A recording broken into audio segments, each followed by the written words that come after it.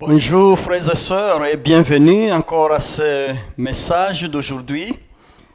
Je l'ai fait ce jeudi, différemment du samedi, à cause des festivités de la nativité de notre Seigneur et Sauveur Jésus-Christ.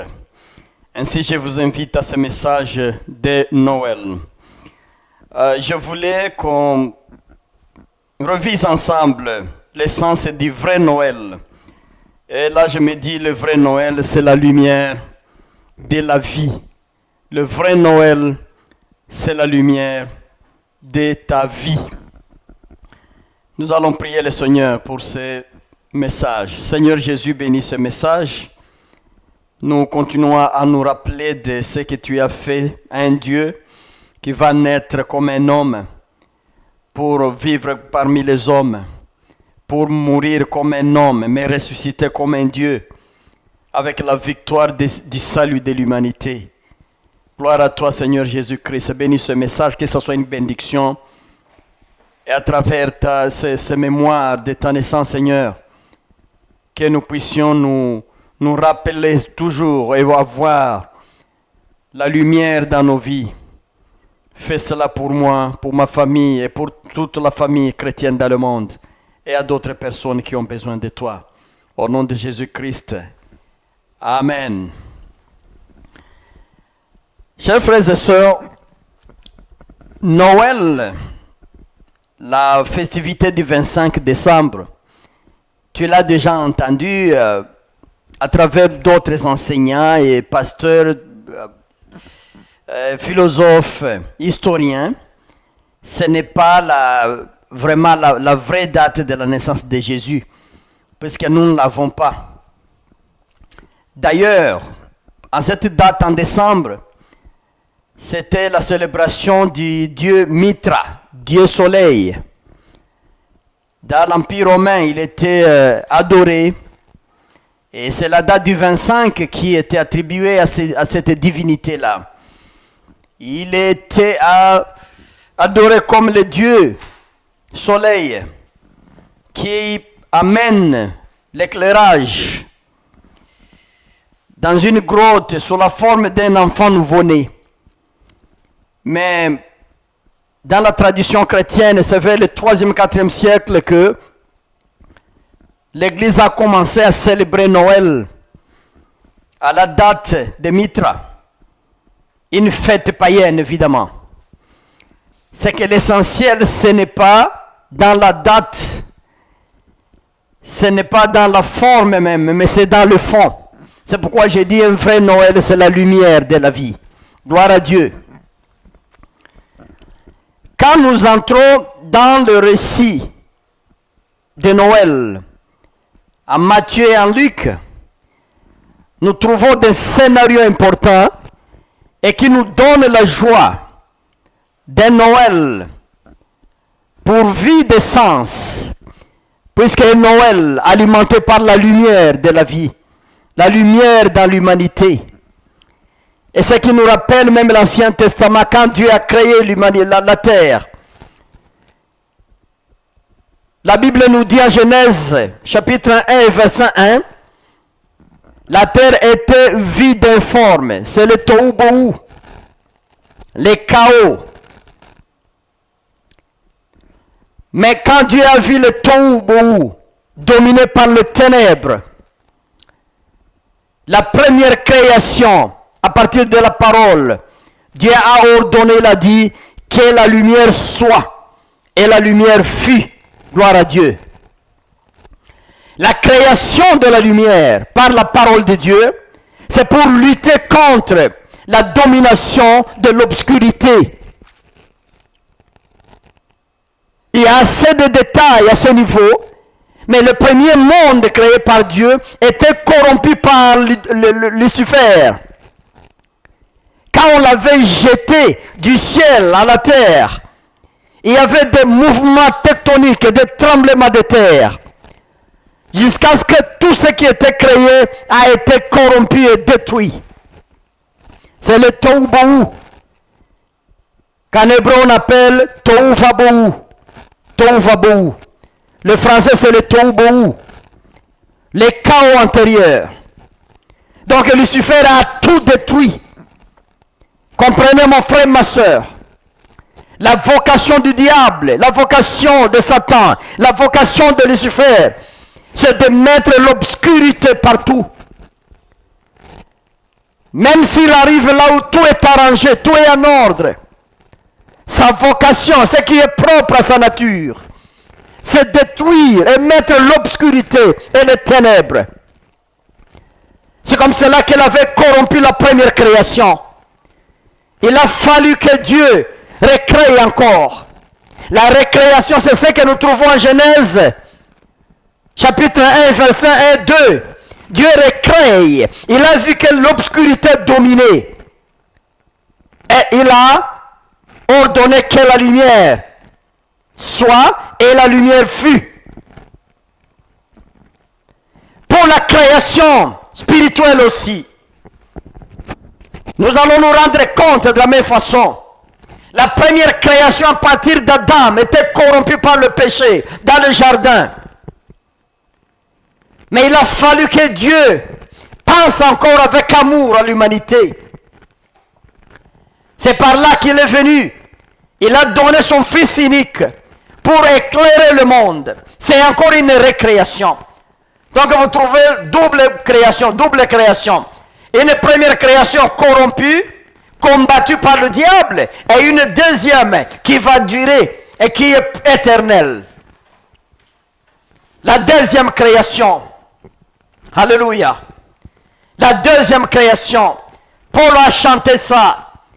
Naître de nouveau, une nouvelle créature. Si quelqu'un est en Christ, il est une nouvelle créature. Tout simplement puisque il a trouvé la lumière de la vie. Gloire à Dieu.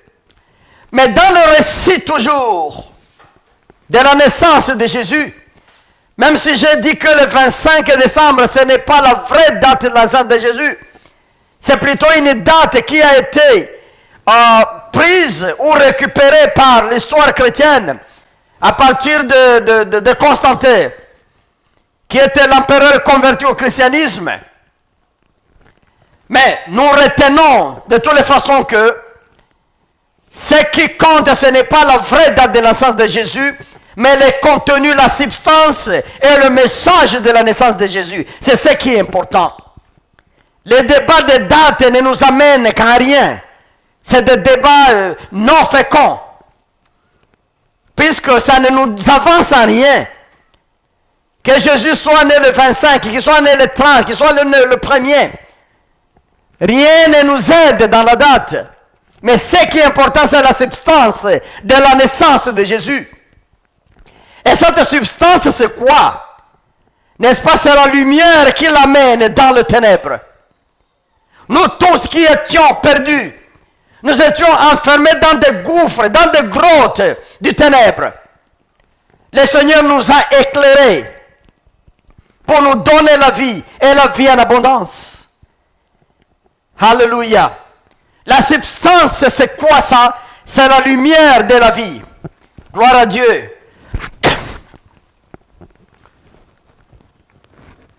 Je reviens encore au récit de la naissance de Jésus-Christ. Quand je m'en vais en Luc, chapitre 2, du verset 8 à 19, beaucoup de versets là, mais je vois une histoire intéressante. Je vois comment l'ange descend avec beaucoup de gloire. Il éclaire les bergers. Les bergers, ils ont vu une grande gloire, le Shekinah, autour d'eux. Ils ne savaient plus lever leur tête à cause de la lumière qui est descendue sur eux. Après ça, une voix va suivre. Une voix qui va dire, n'ayez pas peur. Je voulais vous annoncer la naissance de Jésus-Christ, le sauveur de l'humanité. Et il est né déjà en cette date. Le message continue en donnant un signe, ce qui est important. Il donne le signe et dit, regardez, voici le signe. C'est à Bethléem à côté de vous. Vous allez trouver l'endroit où est né un enfant et qui est hébergé dans l'endroit de bêtes, à côté des pâturages. Là, vous saurez que c'est lui, le Fils, qui vient de naître. Oh, il sera habillé de cette façon-ci. Alléluia. Là, je vois trois choses. Il y a la lumière, il y a la voix, la révélation, il y a aussi les signes et l'explication. Vous le reconnaîtrez par ces signes. Il est enveloppé dans une cruche. Voilà le signe. Et la Bible nous montre les bergers qui laissent leurs troupeaux avec un petit groupe. Et ils s'en vont en groupe maintenant, en grand groupe, pour aller chercher l'enfant et l'adorer. Ils ont trouvé facilement l'enfant. Ils ont adoré l'enfant. Ils ont adoré Dieu du ciel, qui vient de réaliser sa promesse de longue date de l'histoire de son peuple. Les bergers n'ont pas beaucoup souffert, puisqu'ils avaient les trois éléments.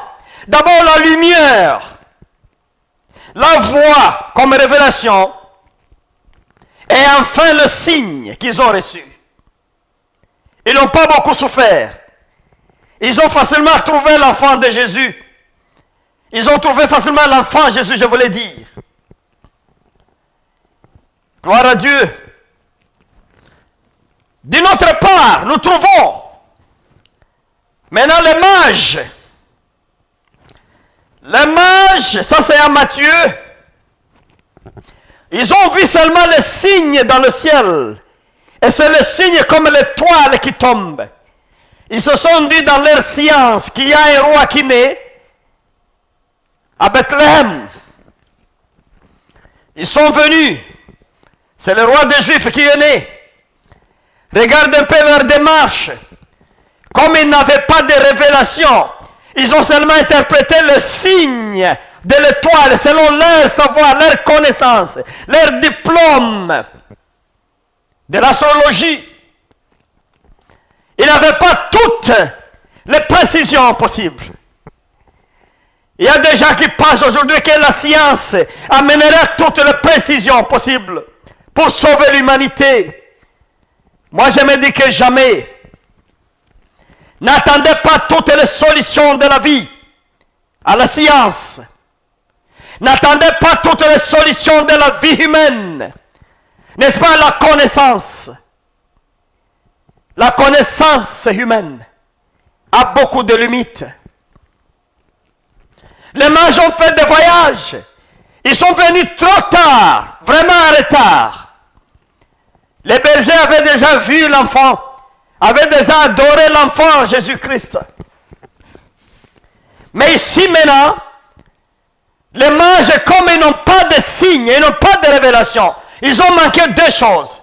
Ils ont vu seulement l'étoile, mais ils n'ont pas eu la révélation, ils n'ont pas eu le signe précis, là où peut se situer l'enfant. Ils sont passés par le roi Hérode. Ils ont visité le roi. Ils ont annoncé au roi Hérode, non, ne t'en fais pas. Nous avons vu des signes dans le ciel. Nous ne savons pas où se trouve l'enfant, mais c'est dans votre contrée de Judée ici. Hérode aussi ne savait pas. Il a dit, ok, allez-y maintenant. Si vous voyez, vous trouvez l'enfant, venez me rendre rapport aussi. Pour que j'aille le visiter. Mais, dans l'annonce à Hérode, qu'est-ce qui a été comme conséquence? C'est la tentative de meurtre de Jésus-Christ. La science produit quoi? La poursuite de Jésus, la tentative de Jésus. Les mages n'ont pas fait un bon travail. Même s'ils ont amené de l'or, ils ont amené du parfum, ils ont donné aux parents de Jésus-Christ, aux parents physiques. Mais cela n'a pas été important puisqu'ils ont alerté Hérode pour attaquer Jésus et le tuer. Heureusement que Dieu était là. Il a dit à Joseph, à Marie, quittez vite. Il y a déjà une fuite d'informations. Mes frères et sœurs, c'est comme ça que la science nous crée des fuites. La science nous provoque des problèmes.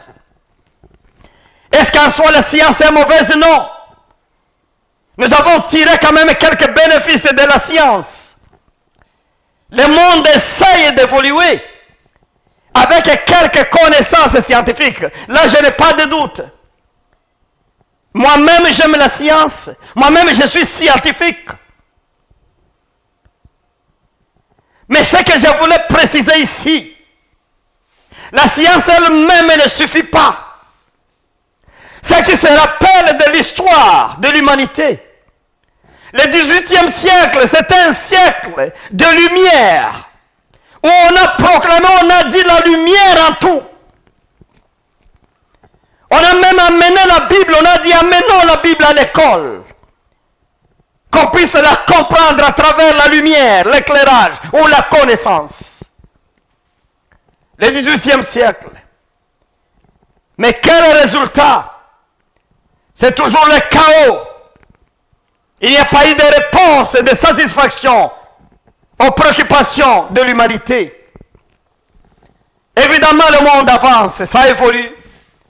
Malheureusement, les gens pensent que c'est à cause de la science. Mais la même science a des limites. La même science est ennemie à la science. Comparé à ce que nous vivons aujourd'hui, le monde est en train de crier. L'humanité est en cri à cause des choses scientifiques. Progrès de science, technologie, des plaintes partout, la médecine et tout le bruit autour. Je ne suis pas là pour dire oui, non à ça. Mais je ne sais pas dans quel continent on a la paix aujourd'hui, on est satisfait avec la médecine dans ce monde. Peut-être oui.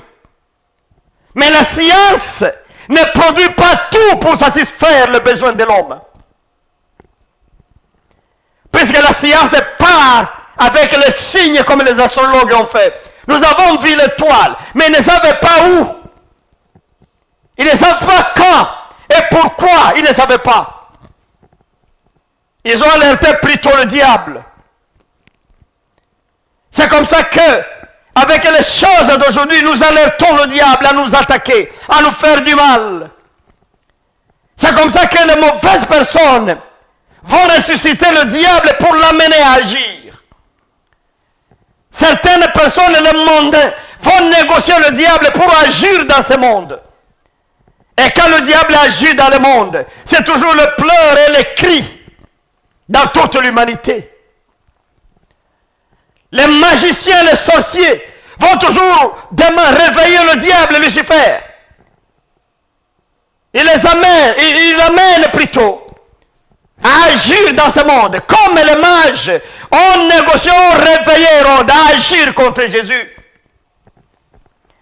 Et regarde maintenant le plan de Dieu pour avoir une humanité en paix en attendant sa venue. Tout a été corrompu puisque les humains même réveillent le diable pour amener des problèmes, d'incertitudes dans leur vécu de chaque jour. La science a des limites. Aimons la science, mais la science a des limites. L'homme aime la science, mais la science extermine l'homme. Je ne vais pas généraliser. Il y a des façons où nous aimons la science, pour quelques aspects, c'est important. Mais il y a des limites où la même science se tourne contre l'homme qui l'a créé.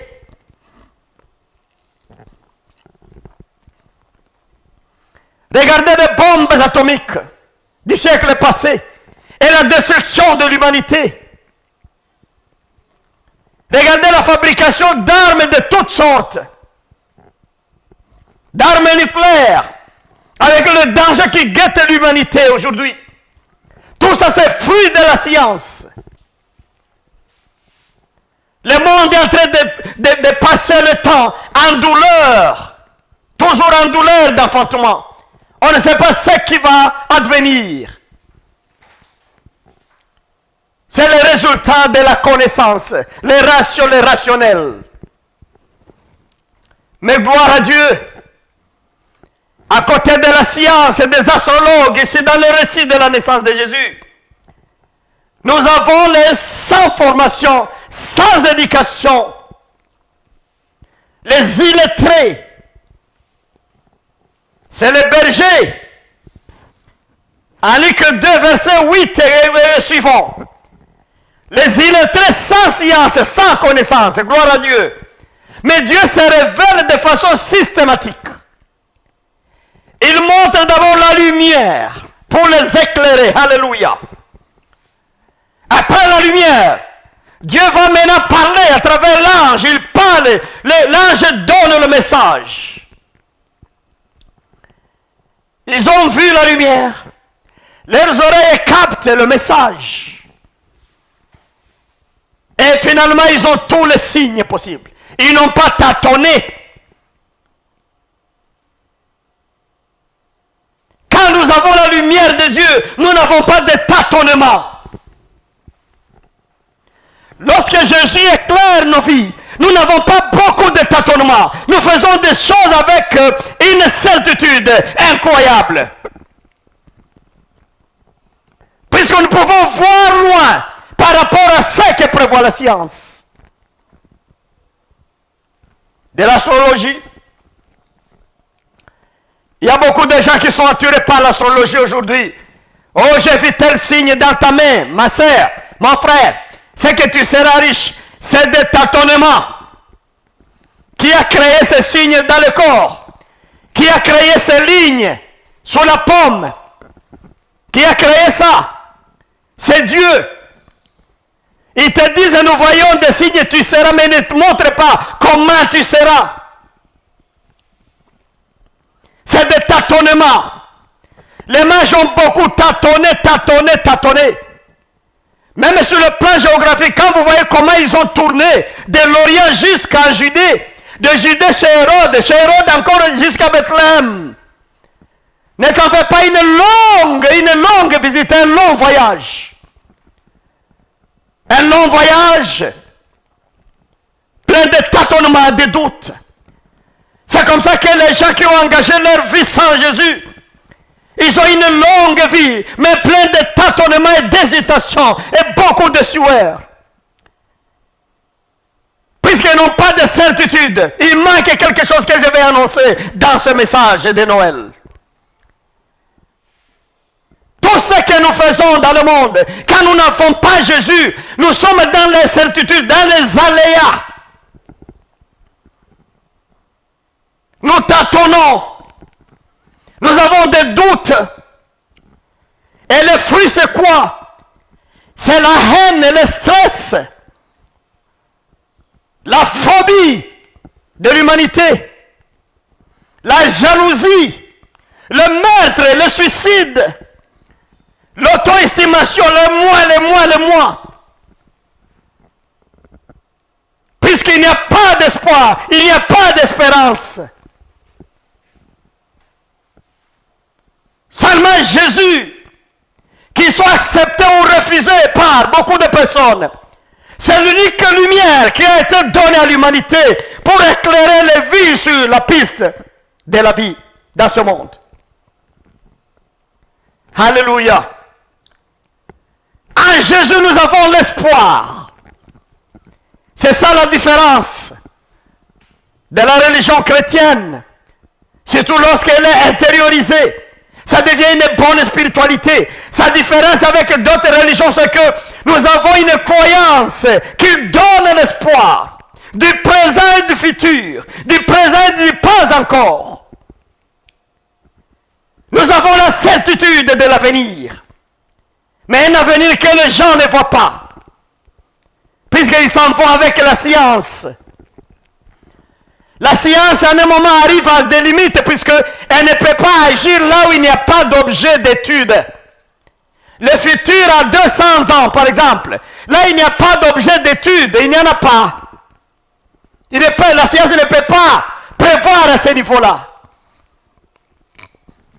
C'est des tâtonnements. Mais la révélation de Dieu peut aller à 2000 ans, à 10 000 ans, à 100 000 ans, à 1 million. Ça peut aller jusqu'à toute l'histoire de l'humanité. C'est la révélation de Dieu. C'est la lumière de Dieu dans l'humanité. J'aimerais que Noël, ce mémorial de cette année-ci, cette festivité, amène l'espoir dans ta vie, mon frère et ma soeur. Pour quelqu'un qui est dans Christ, tout est possible encore. Ne perds pas confiance, ne perds pas ta joie. Ayez confiance puisque tout est possible. Gloire à Dieu. Alléluia. Laisse-moi te montrer la limite de la science toujours. Et la continuité, la grandeur, la largeur de la lumière qui est Jésus-Christ. La science nous a démontré et nous a convaincus. La femme ne peut pas mettre au monde au-delà de 45 ans, du moins 48 ans. C'est fini. Là, c'est maintenant difficile. C'est la ménopause. Mais dans la Bible que nous utilisons, dans la même Bible, nous allons trouver une femme qu'on appelle Sarah, qui approchait les 70 ans, les 90 ans, et qui a mis au monde. Celui qui n'a pas la foi en lui va penser que c'est une fable. C'est une illusion, une fiction. Et pourtant pas. C'est vrai, la femme a mis au monde à 90 ans. Cela quitte le monde des sciences. Ça entre dans le monde des révélations de Dieu et de la lumière de Dieu dans l'humanité. Le monde des miracles de Dieu. Qui est en train de donner la vie là où la mort a gagné de terrain. Dieu qui est en train de guérir les malades. Les maladies que la science n'a pas réussi à guérir. Jésus qui est en train de ressusciter les morts. La science ne peut pas accepter qu'un mort peut ressusciter, revenir. Mais gloire à Dieu pour la lumière dans le monde. Jésus qui est lumière. Il fait tout possible. Là où la science ne peut pas aller. Ah, Jésus va et au-delà encore, profondément encore. Il est le transformateur de vie. Le Jésus, l'enfant qui naît, c'est le transformateur de vie. Il sauve, mais il transforme la vie. La vie qui prenait la direction de gauche, il l'amène vers la droite. La vie qui était dans l'obscurité, il l'amène dans la lumière. Il est lui-même la lumière. Il a dit ça en Jean. Je suis la lumière du monde. La lumière a été donnée au monde. Mais les mondains n'ont pas accepté cette lumière. Mais ceux qui ont reçu cette lumière, ils ont eu le pouvoir de devenir enfants de Dieu. Les enfants de Dieu sont ceux qui ont la lumière en eux et qui ont l'espoir de vie, puisque Jésus c'est l'espoir du présent et du futur. Gloire à Dieu. Alléluia. Jésus c'est la lumière. Jésus, c'est l'espoir de vie. Jésus, c'est la surprise à ta vie. Jésus, c'est le changeur, le transformateur de ta vie. Et il le fait par le processus, étape par étape. Au moment où je te parle, il est toujours au travail, en train de transformer ta vie, en train de te donner une autre forme. La forme ancienne était corrompue par le diable. Il y avait introduit les ténèbres. Il avait gâché ton esprit dans les gouffres, dans le marais. Mais maintenant, Jésus éclaire cette même vie pour te montrer la lumière, te montrer le chemin. Voilà ce qu'il dit toujours à Jean, je suis le chemin, la vérité et la vie. Alléluia. C'est que la connaissance rationnelle, ce n'est pas la vérité, ce n'est pas le chemin, ce n'est pas la vie. C'est des choses temporaires, des choses qui passent avec le monde. Mais celui qui est chemin, qui est vérité, qui est vie, c'est Jésus-Christ qui est la lumière du monde. Oh, alléluia. Mon frère, ma soeur, écoute-moi. Nous devons accueillir la lumière de Dieu dans nos cœurs, dans nos esprits.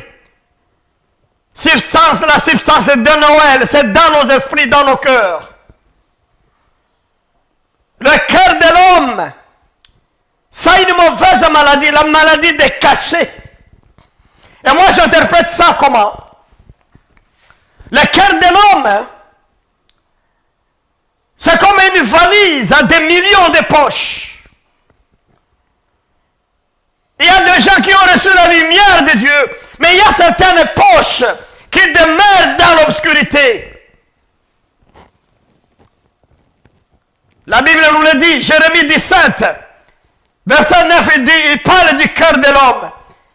Il dit que le cœur de l'homme est incurable. Le cœur de l'homme est malade. Le cœur de l'homme est incurable.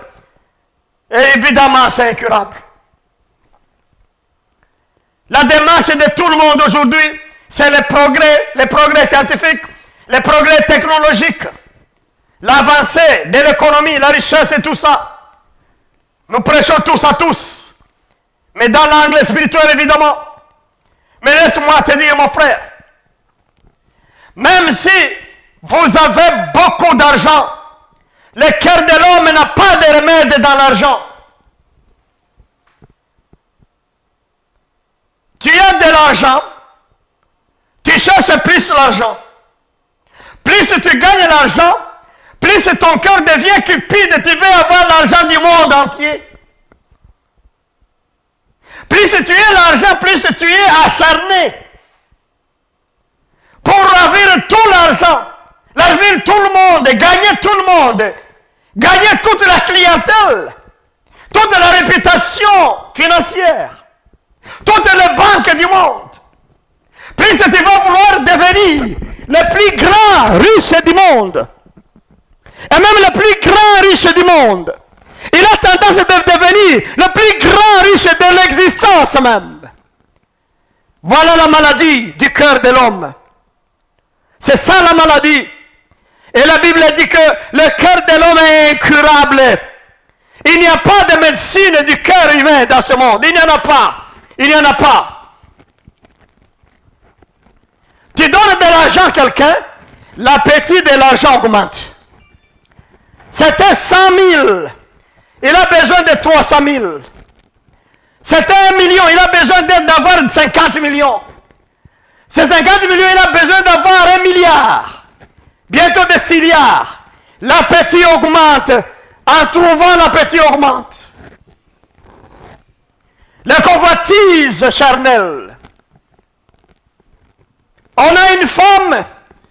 On a besoin d'avoir une autre qu'on a trouvée sur la rue qui est intéressante. Mais quand on a la deuxième, on dit non, mais il faut encore. Regardez comment le cœur de l'homme est incurable.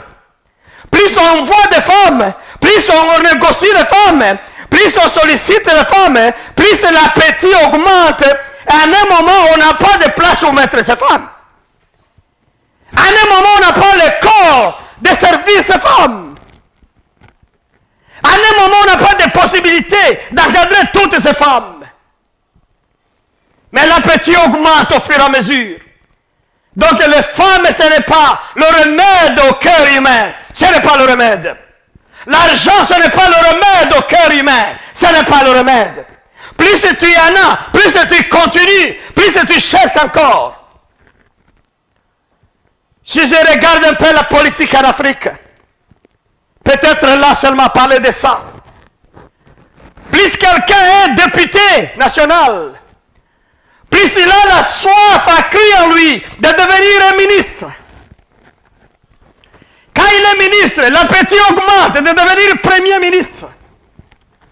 Plus il est premier ministre, plus il a l'envie de devenir président de la République. Plus il est président de la République, plus il veut régner toute sa vie comme président. Toute la manœuvre, c'est de garder le pouvoir toute sa vie. Et quand il va se trouver incapable de diriger, il va vouloir que son enfant puisse maintenant le remplacer. Le pouvoir, le poste, ce n'est pas le remède du cœur. Le cœur de l'homme a une maladie. C'est qu'il est incurable. Il n'y a pas de remède du cœur humain dans ce monde. Il n'y en a pas. Oh, que Dieu nous aide. Quel est le remède du cœur humain? La psychologie a étudié le cœur humain. Et ils sont tombés sur le principe de Sigmund Freud, où il parle du conscient et de l'inconscient. Moi, je symbolise ça comme étant une mallette à des millions de poches. Tu peux ouvrir la première poche, tu ouvres la deuxième et il y a encore des millions de poches que tu n'as pas ouvertes. C'est ça l'homme. Tu penses que tu as maîtrisé l'homme, mais il a d'autres parcelles. Il a d'autres chambres que tu ne maîtrises pas. Malheureusement, il y a d'autres chambres que l'homme lui-même ne maîtrise pas dans sa vie. Son cœur est petit mais large. L'homme ne se maîtrise pas. Il y a des gens qui ne s'aiment pas. Ils se regardent au miroir et ils haïssent sa figure, ils haïssent sa nature, ils haïssent sa créature, lui-même. Il y a des gens qui ont des conflits contre eux-mêmes. Et tu ne sais pas comment quelqu'un peut être en conflit contre lui-même. Il n'a pas la joie, il ne s'aime pas. Il ne s'apprécie pas, en conflit contre lui-même. Tout cela vient de ces plusieurs poches dans la vie, dans le cœur de l'homme. Le cœur de l'homme est insatiable. Tu ne peux pas satisfaire le cœur humain. Tu ne peux pas satisfaire le cœur de ta femme. Tu ne peux pas satisfaire le cœur de ton homme, de ton mari. Le cœur de tes enfants, de tes parents. Tu ne peux pas. Quand tu donnes $200 à quelqu'un, il va dire merci aujourd'hui. Et dans son cœur, une idée va naître. Il va dire, comme ce monsieur me donne $200, c'est qu'il est capable de 2 000 ou de 10 000, de 20 000. Alors j'attends. Mais ceux qui demandent plus l'argent, ce sont les gens qui ont reçu d'abord l'argent et qui ont cultivé maintenant la mentalité de demander et de vouloir. À un moment, ce sont ces gens qui vont te dire, mais pourquoi tu donnes seulement les 200? Mais donne maintenant les 500. Et pourtant, c'est un don. Quand on reçoit, que ce soit 10, que ce soit 20, on reçoit, on dit merci. Voilà comment le cœur humain. Le cœur humain est insatiable. Le cœur humain n'est pas satisfait. Beaucoup d'hommes se sont donnés pour leurs femmes. Mais ça n'a pas donné de fruits. Puisque l'esprit de la femme cherche toujours, cherche toujours, cherche toujours. Beaucoup de femmes se sont données pour la vie de leur mari. Mais ça n'a pas donné puisque ça cherche toujours davantage. Ah! Chaque avoir crée encore l'appétit d'avoir plus. Que Dieu nous aide. Pratiquement, nous avons trouvé quelque chose. Ce qui peut satisfaire le cœur de l'homme. Et ça, c'est sur le plan originel. De la manière dont Dieu a créé l'humanité. Il a créé les hommes et les femmes. Ce qui satisfait au cœur humain, c'est quoi? C'est quoi? C'est quand la lumière entre dans le cœur de quelqu'un. Il faut seulement être dans la Bible. Dieu dit ceci, quand il voit que les ténèbres étaient là, et que la terre était informe et vide, quelque chose qui est vide, c'est quelque chose qui demande d'être rempli. C'est ça le cœur de l'homme. Il est vide et demande d'être rempli. Et mais au fur et à mesure, on y met des choses et l'appétit augmente. Mais ça ne sera jamais satisfait. Regarde quelle était la solution de Dieu. La première chose que Dieu a créée, quand il a vu les ténèbres et le tohu-bohu, qu'est-ce qu'il a créé? Dieu dit ceci, que la lumière soit. Alléluia. Et la lumière fut. Et Dieu contempla ça et dit que ça c'est bon.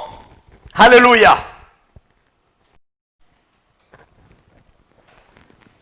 Et la lumière fut. Dieu contempla la lumière. Et sa conclusion fut laquelle? Tout était bon. La lumière était bonne. Puisque l'espace était éclairé maintenant. Tout était clair. Alléluia. Ton cœur